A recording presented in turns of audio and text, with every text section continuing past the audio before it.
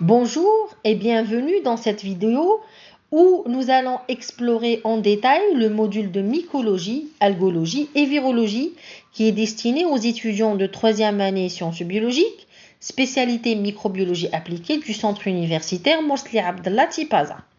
Comme nous l'avons déjà annoncé dans la vidéo précédente, ce module est subdivisé en 3 chapitres. Mycologie, le chapitre de l'algologie et le dernier, la virologie.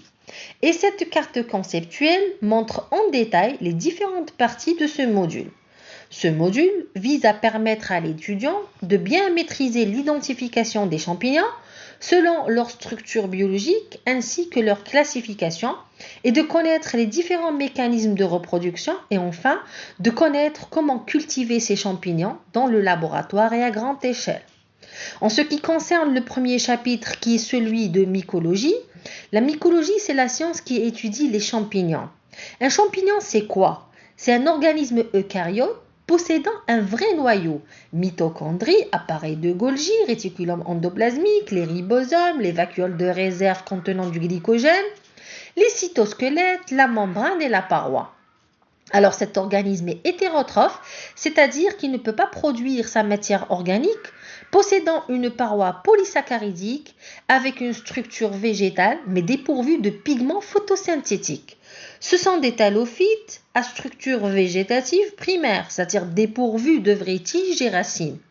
Peuvent être de forme unicellulaire telles que les levures et mycéliennes telles que les moisissures, ou à structure plus développée comme les champignons champêtres ou champignons de Paris qu'on a l'habitude de consommer. Ensuite, on passe à une description des caractéristiques clés des champignons, qui est la composition chimique et structure cellulaire. Donc, les champignons sont caractérisés par la présence d'une paroi formée par plusieurs couches disposées les unes sur les autres, comme le montre la figure suivante.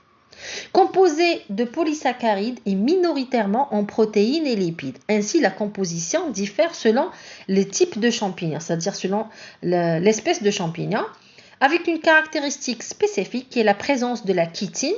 C'est un composé spécifique de la paroi des champignons. Donc la différence principale entre les moisissures et les levures, c'est que la chitine n'est pas le composé majoritaire des levures. Après, on va étudier la croissance et la reproduction. On va voir en premier lieu la croissance. Chez les champignons, elle se fait à l'extrémité des filaments, donc elle est apicale. Où l'apex est souvent riche en vésicules contenant des enzymes lytiques et précurseurs de la paroi. Ainsi, l'élongation apicale résulte d'un flux cytoplasmique orienté par ces vésicules. Et lorsque la membrane de ces vésicules s'anastomose avec le plasmolème, les vésicules déversent leur contenu à l'extérieur du cytoplasme. Et il va y avoir la formation d'une paroi fluide nouvellement synthétisée, qui deviendra après plastique. Si les vésicules deviendront nombreuses, des rameaux latéraux apparaissent à une certaine distance de l'apex, à l'échelle des microns bien sûr. Ensuite, on va voir ensemble les différents types de reproduction qui existent chez les champignons, parmi lesquels la reproduction sexuée et ses mécanismes. Cette dernière joue un rôle important dans la classification des champignons. Pour cela, il existe 4 types de cellules de reproduction sexuée, les ascospores, les basidiospores, les oospores et les zygospores. Ensuite, la reproduction asexuée et les différents modes de cette fécondation qui donnera à la fin des cellules identiques aux cellules mères. Maintenant, on va passer à une autre partie de cette matière qui est la culture des champignons, que ce soit dans le laboratoire ou à grande échelle. Donc la culture peut se faire dans le laboratoire, que ce soit dans un milieu liquide ou solide, dans des boîtes de pétri, des tubes à essai, béchers, donc selon la nécessité des champignons et selon l'utilité. Ainsi, chaque milieu a sa propre composition selon les besoins des champignons et les conditions de croissance de ces derniers. Et le deuxième volet de cette partie, c'est la culture à grande échelle avec l'utilisation des bioréacteurs dans des conditions adéquates afin d'éviter toutes sortes de contaminations.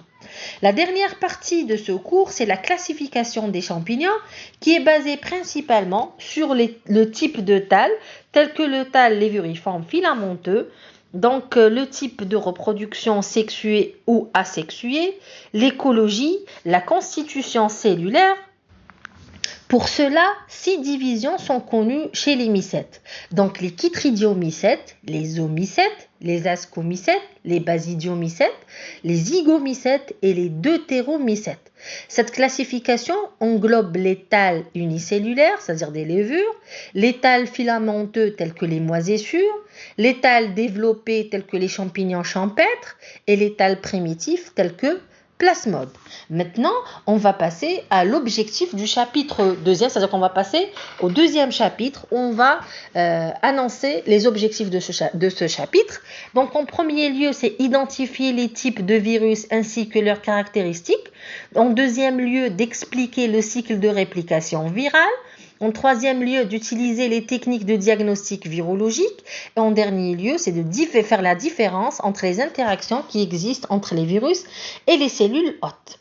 Alors, pour le contenu de ce chapitre 2e, donc en premier lieu, c'est d'expliquer la structure des virus dans le but d'identifier les composantes clés d'un virus, telles que, c'est-à-dire le virus est composé de capsides, ou enveloppes, génome viral, et ainsi rôle de chaque partie de cette constitution des virus, que ce soit pour les virus ou pour les bactériophages.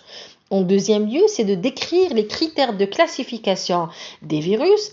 Et après, parmi ces critères de classification, c'est-à-dire les virus sont classés selon le type d'acide nucléique, c'est-à-dire la nature de l'ADN, c'est-à-dire le génome, est-ce qu'il est ADN ou de nature ARN, sa structure, est-ce qu'elle est bicaténaire ou monocaténaire, sa polarité, est-ce qu'elle est positive ou négative, et sa forme, est-ce qu'elle est linéaire ou circulaire. Segmenté ou non segmenté, le mode de réplication, la morphologie de la capside et la présence ou l'absence de l'enveloppe par rapport au virus. Donc cette figure représente tous ces critères qui permettent la classification des virus. On va passer maintenant au mécanisme de réplication virale où on va expliquer chaque étape c'est-à-dire chaque étape parmi les mécanismes de réplication virale passant de l'attachement jusqu'à la libération.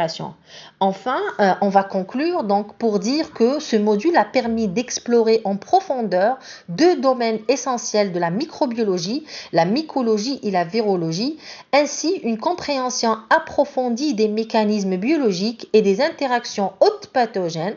Donc la combinaison de la mycologie et la virologie nous offre une vision intégrée des pathogènes microbiens, soulignant l'importance des approches multidisciplinaires pour comprendre et gérer les infections. Ainsi, les connaissances acquises sont essentielles pour les applications cliniques, la recherche biomédicale et les efforts de santé publique visant à prévenir et traiter les maladies causées par ces organismes. Donc, si vous avez des questions, n'hésitez pas à me les poser sur mon adresse email suivante et merci de votre attention.